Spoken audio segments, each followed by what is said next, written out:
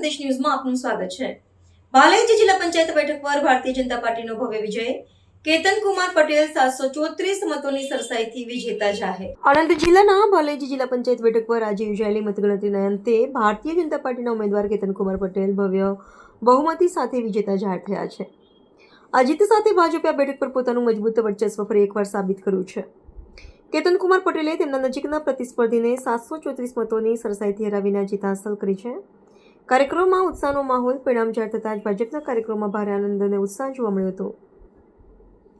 મતગણતરી કેન્દ્રની બહાર એકત્ર થયેલા કાર્યકરોએ ફટાકડા ફોડી ગુલાલ ઉડાડી અને જીતની ઉજવણી કરી હતી।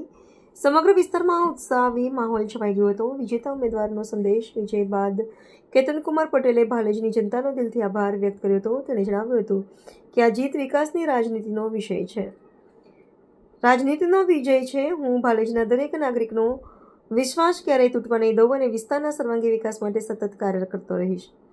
રાજકીય મહત્વ પરિણામને સ્થાનિક રાજકારણમાં મહત્વપૂર્ણ માનવામાં આવી રહ્યા છે। ભાજપની આ જીતે આગામી ચૂંટણી માટે પણ મજબૂત સંકેતો આપ્યા છે। બ્યુરો હેડ બસર મલ્લિક, આણંદ।